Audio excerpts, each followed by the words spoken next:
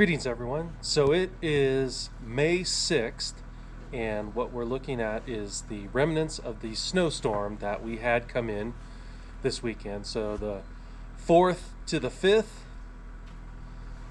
it snowed quite a bit. We had about 6 inches of snow.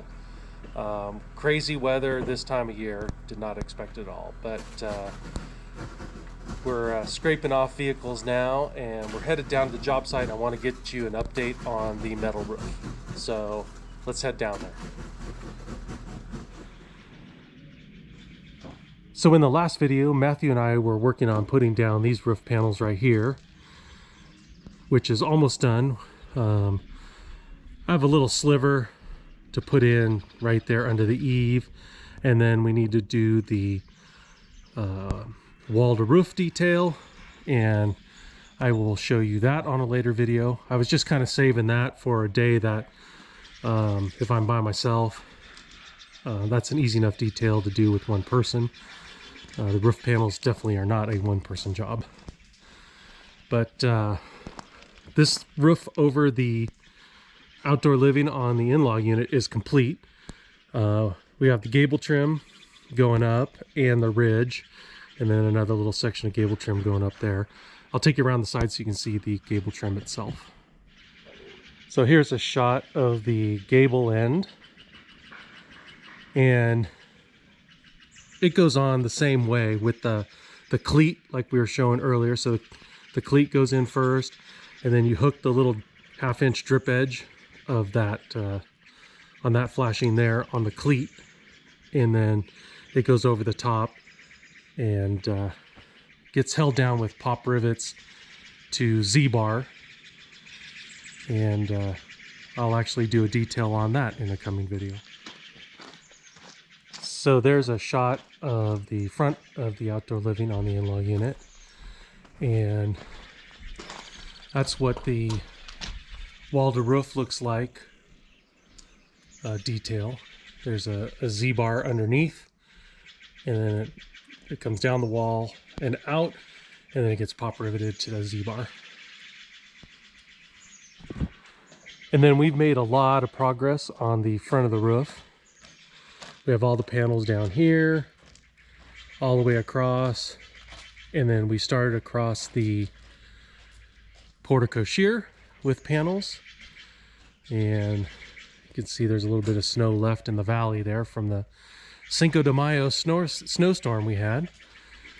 And so today we're going to get working on the finishing off this roof, and I'm going to make another video on how I flashed those skylights, because there was next to nothing that I found out there. So hopefully that video will help some people in the future.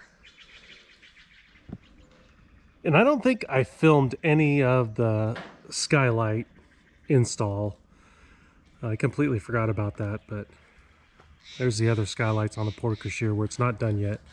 And you can see I made 1.75 inch high curb, because that's the height of the roof.